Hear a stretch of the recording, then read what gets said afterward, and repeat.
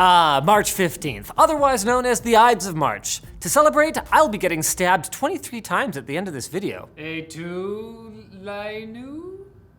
OpenAI has officially announced the sequel to GPT-3, GPT-360. No, wait, Series X, no, sorry, GPT-4, which they claim is more powerful, more creative, and more reliable. It can also pass professional benchmarks like the LSAT and bar exam within the 88th percentile or higher, meaning that it's better than ever at fulfilling parents' dreams.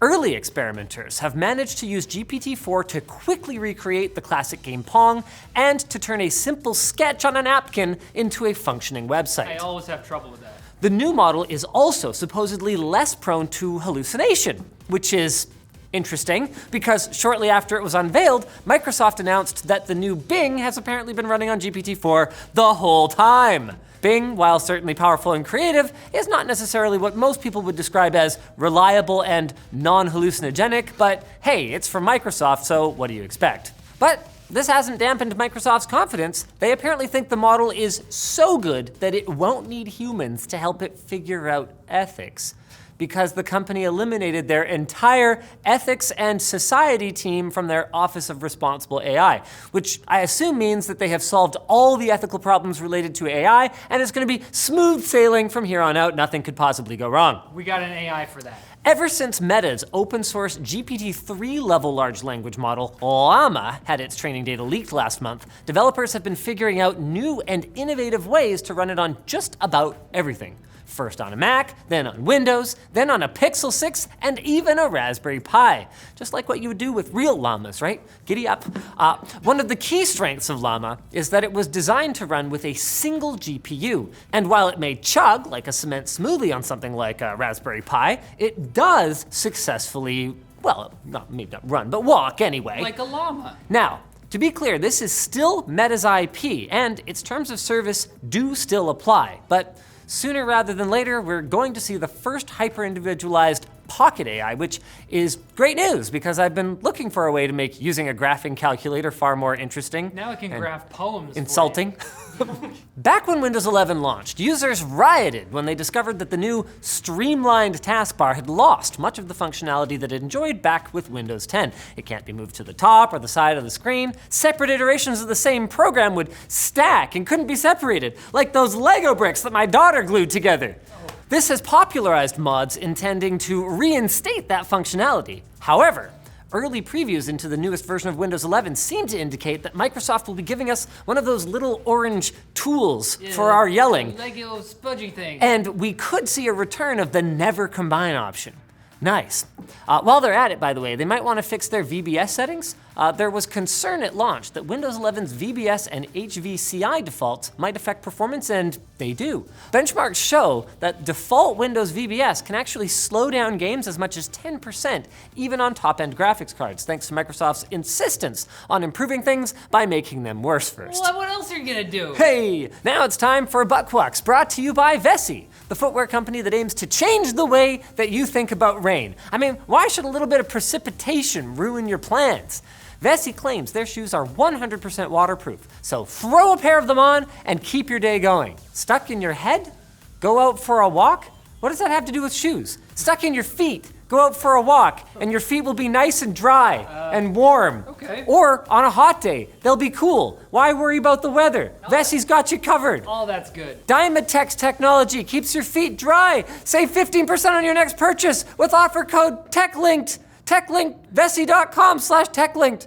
Friends, Romans, tech enthusiasts, lend me your ears. I come to say the buttquacks, not to praise them. What It's on a quote. earth is happening? It's a quote, Linus. Google has launched an API for its own LLM, Palm, as well as MakerSuite, a browser app for developers that leaves all the intensive computation to Google's cloud servers and lets you focus on presumably makering? Google is also expanding generative AI support in Vertex, a platform that helps businesses train and launch machine learning models. Anthropic, a Google-backed company founded by former OpenAI employees, has launched its own chatbot, Claude. Is this a new segment we do that's just like this week in machine learning and AI? No. Everything's AI Everything right now. was AI. Uh-huh. There's something, there's a whole bunch of them, Ulysses, Archibald, etc., something. Meta is firing another 10,000 employees, roughly 13% of its global workforce, as part of its year of efficiency. You know, I haven't heard of that one. You got the year of the rabbit, the year of the year of efficiency. Isn't that every year in China, Andy? That is some tone-deaf branding for the thousands of working professionals and their families who have lost their jobs. I bet they workshopped that for a while. We had an earlier wave of 11,000 efficiencies 4 months ago, meaning that Meta employees have been decimated twice. And that's in the original meaning of the word, meaning reduced by around a tenth.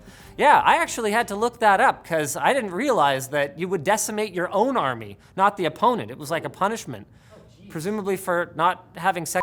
Microsoft has announced yet another deal extending Call of Duty to another platform. This time, cloud gaming powerhouse Boosteroid, which you have almost certainly never heard of. So then I'll be the one to tell you that Boosteroid is the largest indie cloud gaming service, currently with a reported user base of around 4 million. So we don't have to be rude, Linus. Okay, this is all part of Microsoft's campaign to convince regulators to let it acquire Activision Blizzard. Pretty, please. And I suppose after granting access to COD to both Nintendo and Nvidia, and having Sony turn it down, Microsoft is now really scraping the bottom of the barrel here, looking for another major gaming platform to offer the franchise to. I can't wait to see Modern Warfare running simultaneously on PC, Xbox, Switch, and Samsung Smart Fridge. That's really gonna make Sony jealous. We are truly on the best timeline. Cybercrime ring Emotet is back again and back to its old tricks of using botnets to spam your email, pretending to be a response from a known contact using your actual name. They've been active on and off since 2014, going on hiatus for extended periods, presumably because some of their members were serving time. It got sleepy. It's sleepy, okay, got it. Only to rise again with new techniques to evade security and cause trouble. They're like cicadas, but with malware. This time, they were spotted sending a malicious image macro embedded in an attached 500 megabyte Word document, which is way above the file size limit of many security scans. But I guess not everybody scans. And the file contained large excerpts, is that the word? Excerpts from Herman Melville's Moby Dick, which is a pretty big book, and it also had macros. Wow. Good job. SpaceX is getting ready to test its new Starship in the next month, which founder Elon Musk gives a 50-50 chance of success. This is a quote. "I'm not saying it will get to orbit, but I am guaranteeing excitement." While this doesn't exactly inspire confidence, it will certainly incentivize people to tune into the presumably available live stream of the launch, whether it's to see it make it into orbit or see it make it into oblivion. They're both options. The game. The fault, dear viewers, is not in our tech news, but in ourselves. Return on Friday for more tech linked or face trial for crimes against Rome. No. That's right, you or one of your 9 friends could die. Every week. Every week, unless you fight better.